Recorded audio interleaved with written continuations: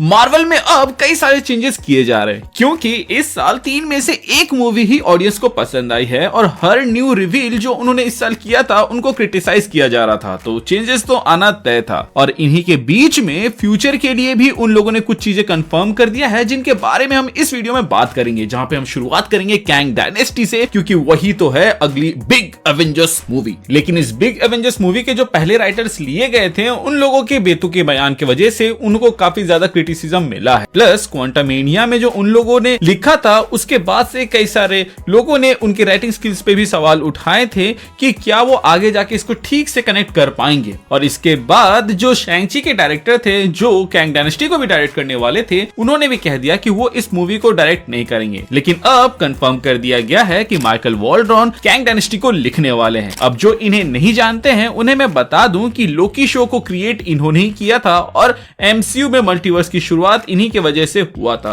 क्योंकि इन्होंने इससे पहले मल्टीवर्स ऑफ मैडनेस को भी लिखा था, जिससे आप समझ ही सकते हैं कि ये कितने अच्छे से उसको कनेक्ट कर सकते हैं। ऑब्वियसली लोकी देखने के बाद से हम लोग इनसे काफी ज्यादा एक्सपेक्टेशन रख रहे हैं एंड उम्मीद करते हैं कि वो उसमें खड़े होंगे, क्योंकि मल्टीवर्स से जुड़ी हुई कहानियां इन्होंने ही एमसीयू में फिलहाल अभी तक लिखी है और ये जेफ लवनेस से तो काफी अच्छा चॉइस है। लेकिन एंड ये हम सभी जानते हैं कि इनको यहाँ पे चूज करने का सबसे बड़ा रीजन लोकी है। एक तो ये लोकी सीजन के क्रिएटर है, ऊपर से लोकी बहुत ज्यादा पॉजिटिवली रिसीव्ड हुआ है एंड जो कैंग डायनेस्टी है वो लोकी सीजन 2 के एंडिंग से ही पिक की जाएगी। तो जो बंदा डायरेक्टली दोनों प्रोजेक्ट से कनेक्टेड रहेगा वो इन दोनों के बीच में जो ट्रांजिशन है उसको इजीली और अच्छे से कर पाएगा। अब यहाँ पे हम स्टोरी पार्ट की तरफ देखें तो हम जानते हैं कि लोकी खुद अब यग्drasil का सेंटर बन चुका है जो कि पूरे मल्टीवर्स को संभाल रहा है, पर कैंग डायनेस्टी में कैंग्स उसी मल्टीवर्स के अंत की शुरुआत करेंगे। तो कैंग डायनेस्टी में भी हमें लोकी देखने को मिल सकता है। पर जो ये लोग ट्राई कर रहे हैं कि जोनाथन मेजर्स के कैंग को पुश बैक करने का एंड किसी और कैरेक्टर को सामने लाने का, जैसे कि डॉक्टर डूम, तो मोस्ट प्रोबेबली कैंग डायनेस्टी में ही कैंग का किस्सा खत्म हो जाएगा। और वो कैसे होगा मैं आपको बता देता हूँ। तो जिस तरह जब ही हू रिमेन्स कुर्सी में बैठा रहता था तो उसको एक मल्टीवर्सल वॉर को रोकना रहता था, लेकिन क्योंकि अब लोकी सारे टाइमलाइंस को प्रोटेक्ट कर रहा है और फ्री विल दे रहा है तो मल्टीवर्सल वॉर तो होगा ही।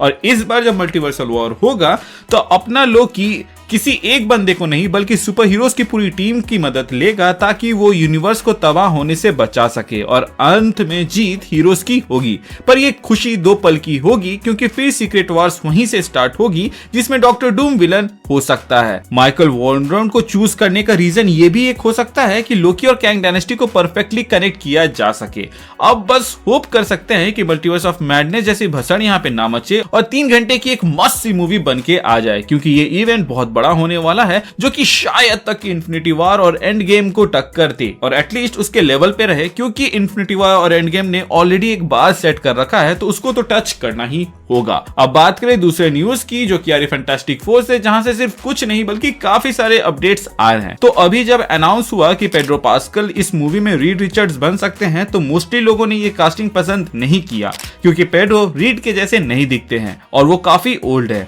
जबकि वो ऑलमोस्ट उसी एज पे हैं जिस पर अभी अपने ओरिजिनल रीड रिचर्ड्स थे पुरानी मूवीज में, जो एक्चुअली अच्छी कास्ट हो सकती थी। पर एक थ्योरी कहती है कि पेड्रो को रीड बनाने का रीजन यही है कि उन्हें ओल्ड रीड चाहिए था पर ओरिजिनल वाला एक्टर वापस नहीं चाहिए था, जिसका मतलब एमसीयू में सू स्टॉर्म भी ओल्ड होगी और जॉनी स्टॉर्म भी पीटर पार्कर से बड़ा होगा, तो वो जॉनी और पीटर के आइकॉनिक दोस्ती को शायद ही यहाँ पर दिखा पाए। मेरे ख्याल से यहाँ पर एमसीयू फैंटास्टिक फोर से ज्यादा फोकस करना चाहता है उनके बच्चों के ऊपर, मतलब कि फ्रैंकलिन एंड वैलेरिया, जो कि सू और रीड के बच्चे हैं, क्योंकि Franklin one of the most powerful mutant में से एक है और उसकी रियलिटी बेंडिंग पावर्स अलग ही लेवल पर है। तो ये सीक्रेट वॉर्स के लिए एक इंपॉर्टेंट कैरेक्टर बन सकता है। अगर हम कॉमिक्स को ही फॉलो करें तो मल्टीवर्स के अंत के बाद उसे वापस रिबिल्ड करना होगा, जिसके लिए बहुत ही पावरफुल कैरेक्टर्स की जरूरत पड़ेगी। और अगर तुम ध्यान दोगे तो फेज 5 में एमसीयू में हमें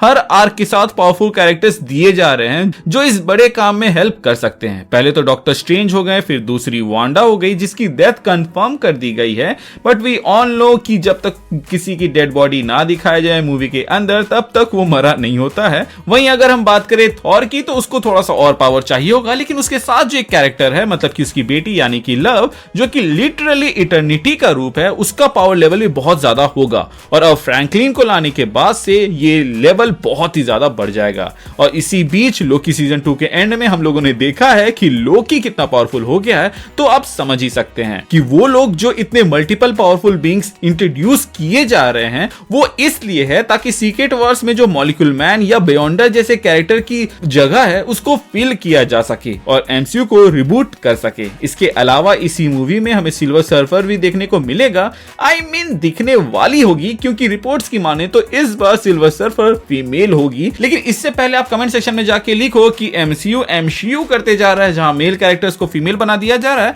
तो बॉस ऐसा नहीं है। यहाँ पे टास्क मास्टर के जैसा जेंडर ब्लेंडर नहीं किया जा रहा, बल्कि कॉमिक्स में कुछ इश्यूज में हरक्यूलिस की ग्रैंडडॉटर जो कि जूनो होती है वो कैरेक्टर्स की हेराल्ड बनती है, तो हो सकता है कि एमसीयू ओरिजिनल सिल्वर सर्फर की जगह हमें इसको दिखाना चाह रहा हो, क्योंकि हरक्यूलिस को तो हम लोगों को थॉर 4 के अंदर दिखा दिया गया है, तो बेसिकली वहां से कनेक्शन बन सकता है और ये शायद तक मूवी की डिमांड हो, इसीलिए वो लोग ऐसा कर रहे हो। अभी तक हम लोगों ने देखा नहीं है तो इस पे कुछ टिप्पणी नहीं करते हैं और इसको गुड या बैड वाले कैटेगरी में से हटा के टेम्पररी होल्ड पे रखते हैं। अब आते हैं अगली खबर की ओर, जो कि आ रही है मून नाइट की, और वो ये है कि उसका सीजन 2 आने वाला है। इसके साथ ही मिस मार्वल का भी सीजन 2 आने वाला है और इन दोनों के अंदर 6 एपिसोड होंगे। जहां मून नाइट का तो समझ में आता है कि जैक लॉकली को इंट्रोड्यूस करना है और उसे एक प्रोमिनेंट कैरेक्टर बनाना है, वहीं लाइला को और भी ज्यादा स्क्रीन टाइम देना है, जो कि शायद तक आगे जाके एमसीयू के बाकी कैरेक्टर्स जैसे कि वर्वुल्फ बाय नाइट या ब्लेड से भी कनेक्ट कर सकते हैं, ताकि फ्यूचर में इन्हें एक इंपॉर्टेंट कैरेक्टर की जैसा दिखाया जाए और एक एक्स्ट्रा सीजन आए जिसमें हमें ये सुपरनैचुरल कैरेक्टर्स की एक टीम देखने को मिले। वहीं अगर हम बात करें मिस मार्वल के सीजन 2 की, तो इसका मुझे उतना समझ में नहीं आता है, क्योंकि सीजन 1 को अच्छा खासा कंक्लूजन मिल गया था और दी मार्वल्स में भी उसका जो रोल था वो कहीं से भी सीजन से उतना कनेक्टेड नहीं दिखाया था। हम लोगों को सीजन 1 में ये हिंट किया गया था कि शायद तक म्यूटेंट्स वाली चीज एमसीयू में दिखाई जाएगी, लेकिन दी मार्वल्स के अंदर हम लोगों को ये दिखा दिया गया कि एक अलग यूनिवर्स के अंदर म्यूटेंट्स एग्जिस्ट करते हैं। तो मेरे ख्याल से यहां पर हुआ यूं होगा कि दी मार्वल्स मूवी के अंदर जो मिस मार्वल के कैरेक्टर को लोगों ने इतना पसंद किया है, इसीलिए शायद तक उसको सीजन 2 दिया जा रहा हो। वहीं अगर हम बात करें डैनियल आरपीके की, जिसकी कही हुई बातें मोस्टली सही होती है, तो उनका यह कहना है कि स्पाइडरमैन 4, शैंग-ची 2, फैंटास्टिक 4 और डेडपूल 3 ये मूवीज डायरेक्टली लीड करेगी सीक्रेट वॉर्स में और उसके लिए बहुत इंपॉर्टेंट रोल प्ले करेगी। वहीं बाकी मूवीज ग्राउंड लेवल पर होगी। खैर ये तो मेरा ओपिनियन था, आप अपना ओपिनियन हमें कमेंट सेक्शन के जरिए बता सकते हैं। बाकी चैनल पे नए हैं तो चैनल को सब्सक्राइब कर दीजिएगा, पुराने हैं तो प्लीज चेक कि आपने बेल आइकन दबाया है या नहीं। अगर आपने दबा दिया है तो वेल एंड गुड, और अगर आपने नहीं दबाया है तो उसे दबा दे ताकि जब भी मैं कोई वीडियो डालूं उसका नोटिफिकेशन आपको जाए। इसके अलावा हमारे चैनल का एक छोटा सा मोटो है जो कि ये लोगों की मदद करे, अपना ख्याल रखे and keep moving forward, current लगाकर आगे बढ़ते जाएं। Thank you for watching this video, stay tuned.